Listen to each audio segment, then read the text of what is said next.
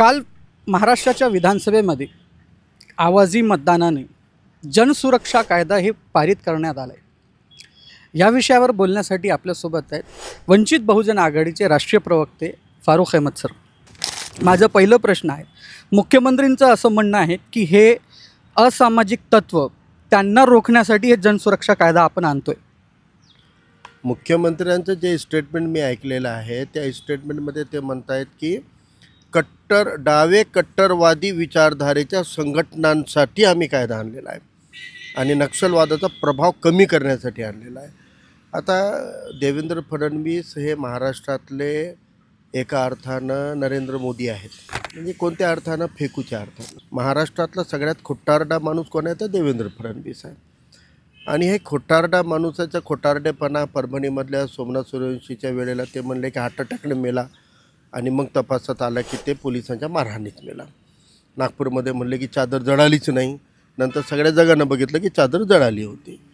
हे देवेंद्र फडणवीस म्हणतायत, एकीकडे म्हणतायत की नक्षलवादाचा प्रभाव कमी करण्यासाठी आम्ही करतो, दुसरीकडं देवेंद्र फडणवीसचं त्याच सेशनमधलं स्टेटमेंट आहे की महाराष्ट्रात नक्षलबहुल 4 जिल्हे होते आणि ते 4 जिल्ह्यामधले नक्षलवाद आता 2 तालुक्यापुरता मर्यादित झालेला आहे।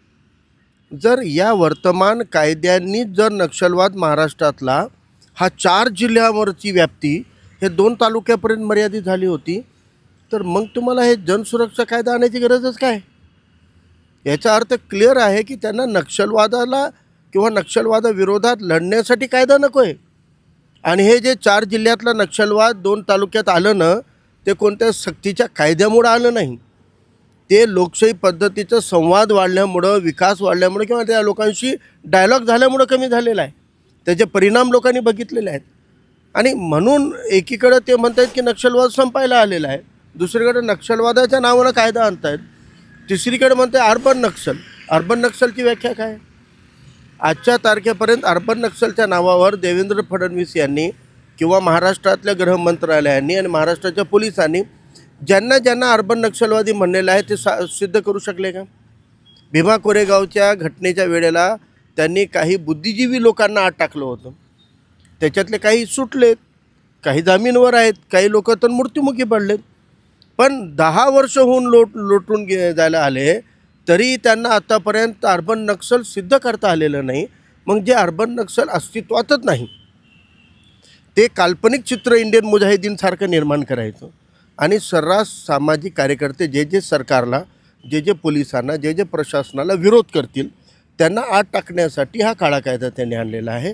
म्हणून देवेंद्र फडणवीस जे बोलत आहेत ते बिलकुल खोटारडे आहेत, ते खोटं बोलत आहेत। माझा आणखीन एक प्रश्न असा आहे की या विषयावर महाराष्ट्रामध्ये सध्या चर्चा कुठंच दिसायला भेटत नाही आहे, त्याचं कारण काय असेल? कारण काय? विरोधी पक्ष कुठं आहे? आता मी काल लिहिलं, ते ट्विटही केलं की महाराष्ट्रात अनेक लोकांना वाटत होतं महाविकास आघाडी, काँग्रेस, उबाठा आणि शरद पवारची राष्ट्रवादी, लोकांना वाटत होतं विरोधी पक्ष आहेत। कुठं आहेत? दिसले का काल असेंब्लीमध्ये? बहुमतानं, सभापती म्हणतात बहुमतानं पारित झाला, नंतर लोक गोंधळ करायला म्हणले बहुमतानं नाही एकमतानं पारित झालं। इतपत सभापतीच्या तोंडातले शब्द आहे की बहुमताने नाही एकमतानं पारित झाला। जर हे सगळं काळा कायदा आणण्यात एकमत आहे तर मग विरोधी पक्ष राहिला कुठं? विरोध राहिला कुठं? म्हणून आज या काँग्रेसला भाजपचा पर्याय म्हणून, भाजपशी लढण्याचं पर्याय म्हणून ज्या लोकांनी काँग्रेसला प्रमोट केलं, ज्या लोकांनी त्याला निवडून आणलेलं आहे ते खरे दोषी आहेत। हे लोकशाहीला काळीमा फासणारा जर कायदा जर आला असेल तर काँग्रेसला सत्तेमध्ये ज्यांनी बसवलं ते लोक दोषी आहेत। आणि माझं त्याच्या पुढं जाऊन म्हणणं आहे की जेवढ्या संघटना आहेत वेगवेगळ्या नावानं ते चालवतात, काँग्रेसचे जे पिलावळ आहेत आणि इतरांना बी टीम करताना यांनी ज्या काँग्रेसला सेक्युलर म्हणून आणलं, लोकशाहीवादी म्हणून आणलं, त्या काँग्रेसला प्रश्न हे विचारत आहेत का? जर विचारत नसतील तर देवेंद्र फडणवीसला माझं आव्हान आहे, ह्या काँग्रेसला, ज्या काँग्रेसला मी पर्याय मानत नाही त्या काँग्रेसला पर्याय बनवण्याचं काम ज्या लोकांनी केलेलं आहे, ते निर्भय बनववाले असतील, कोणी असतील, आधी यांच्यावर खटले टाका, आधी यांना तुम्ही या कायद्यानं आत टाका। कारण या बदमाशांमुळं महाराष्ट्रातली लोकशाही धोक्यात आलेली आहे। या लोकांनी राजकारणाचं इतकं ध्रुवीकरण केलेलं आहे की आधी फक्त उजव्यांना आपण ध्रुवीकरणाचा निशाणा करत होतो. उजवे फक्त आपल्याला वाटत होते की हे ध्रुवीकरण पोलरायझेशन करतात.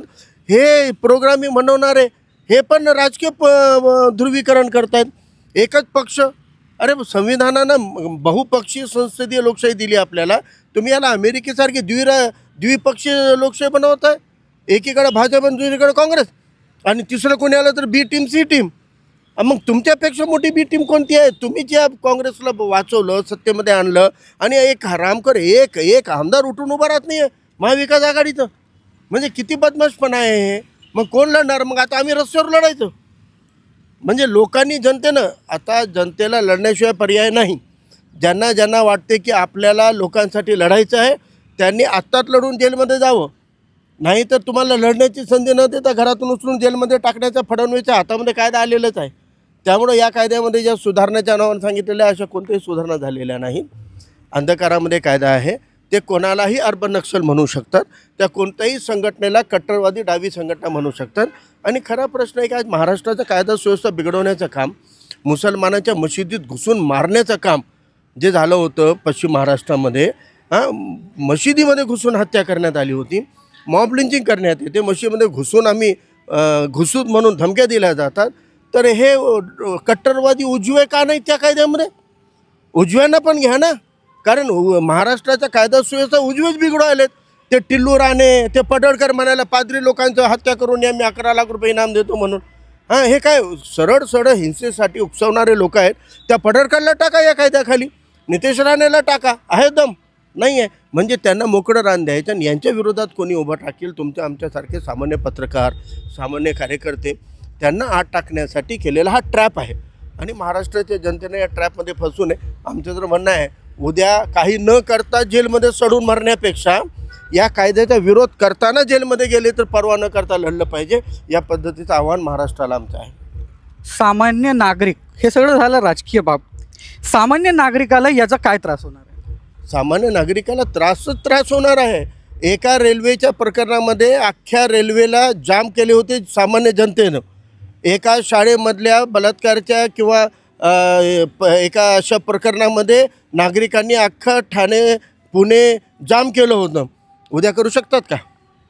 उद्या सरकारला धारेवर धरू शकतात का? उद्या कोणता जरांगे पाटील नावाचं नेतृत्व उदयास येणार आहे का? जर हा कायदा राहिला असता तर मनोज जरांगे पाटील या कायद्याचा बळी पडला असता. ह्या कायदा असला तर ओबीसीसाठी लढणारे आज गेले असते. जे सरकार, म्हणजे हे मनुस्मृतीला पुन्हा एकदा कायद्याच्या पद्धतीनं लागू करण्याचं काम आहे. जे यांना भिवून राहतील, जे यांच्या पायथ्याशी राहतील, जे यांना शरण जातील ते राज्य करतील, जे विरोध करतील ते सगळे शूद्र अतिशूद्र ठरवले जातील आणि या कायद्यानुसार जेलमध्ये टाकले जातील. हे होते फारुख अहमद सर. यांनी जनसुरक्षा कायद्याच्या बाबतीत आपल्याला सविस्तर माहिती दिली आणि हे कायदा सामान्यासाठी खूप घातक ठरणार आहे असं त्यांचं मत आहे. धन्यवाद.